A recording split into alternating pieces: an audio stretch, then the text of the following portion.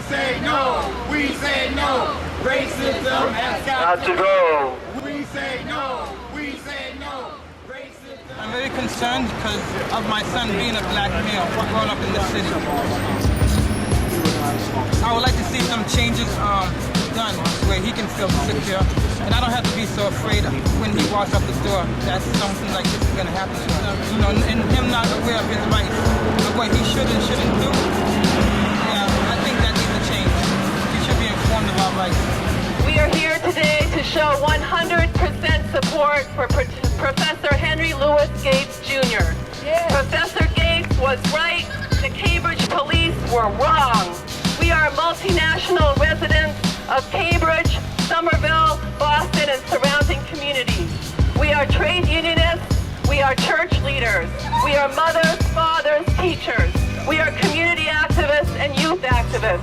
We are Harvard University students, workers, and faculty.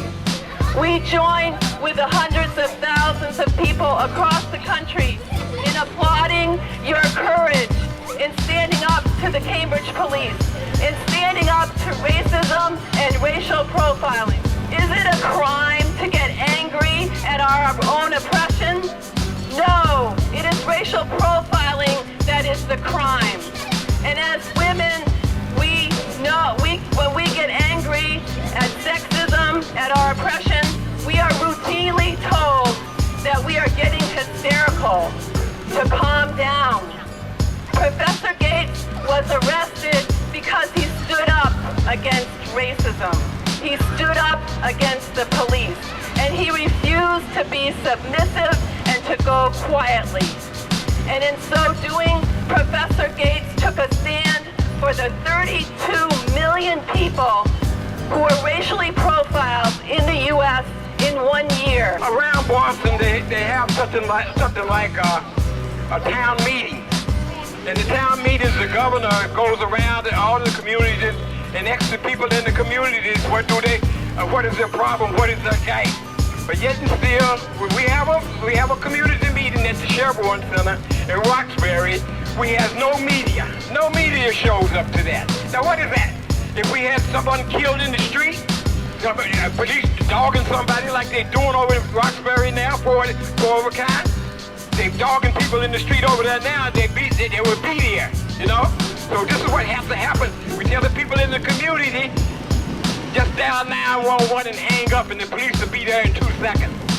That's how we have to get them to respond. But other than that, they're strip searching people in the street.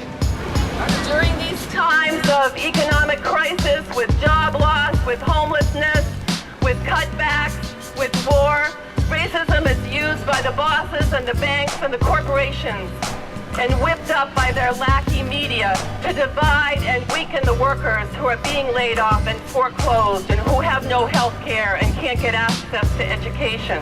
Racism is their favorite weapon to use to divide and conquer. And if you read the Boston Globe comments, the Herald, you understand that the law enforcement in this country, around the nation, in this state, in Cambridge, are really exhibit behaviors that are not acceptable. The most outrageous thing was demanding that President Obama and Governor Patrick apologize for saying what was clear and obvious, that racial profiling is an epidemic in this country and that the Cambridge police were wrong in what they did. How dare the Cambridge police tell the President of the United States that this is a local affair and that he should keep his nose out of it because he doesn't know the facts. This reminds me of 1960s when Governor George Wallace told the President of the United States that he had no right to comment on what was going on in Alabama. It's clear and obvious living in Boston, what happened in Cambridge was an act of false arrest. False arrest based on an officer who saw a black man who gave him an attitude. Cambridge is not a racist city. Boston is not a racist city. But what we have is a bigger problem. There's a bigger problem, and it's called due diligence. Before the Cambridge police force backed Sergeant Crowley, they should have done their job. It's okay to have one bad apple. You take care of that bad apple and you get rid of it. What you do not do is back that bad apple before you do your due diligence. And that's where this problem snowballs.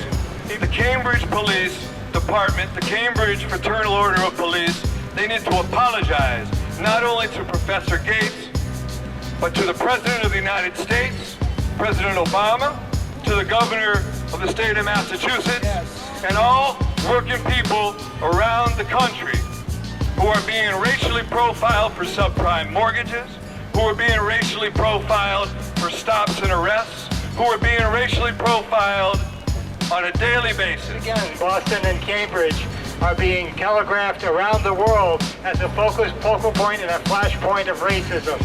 And it requires every progressive person, particularly white people, to come out and say, this is wrong. We do not support racial profiling. We do not support the vilification of black people. It's plantation mentality. If you have a black man living in Harvard Square and that is not believable just because he's black, and you know, he's treated as though it was criminal for him to be in his own house. One Sunday they came to my house. They came to the apartment I live in, and they was looking for this guy, which they couldn't find. He was a Spanish guy. So they came, and the next day they came back to the house, and my son looked out the door, and they told him to come on the porch. He came on the porch. They jumped on the porch, put a gun to his head, and the guy who they was looking for, they had the picture in one hand and the gun in my son's head. And my husband came out there, and we all witnessed it, and we filed a complaint. But what they said, it was justified. So we are here to demand apology from the Cambridge Police Department and also for Sergeant to not to do again what he did. It's wrong, it's not acceptable. If we're going to build a community, we ought to talk and know your neighbors and know your people. We are calling for a national investigation into racial profiling. It's not just about this individual case and apologies. It's about the systematic way in which law enforcement targets people of color in this country day in and day out.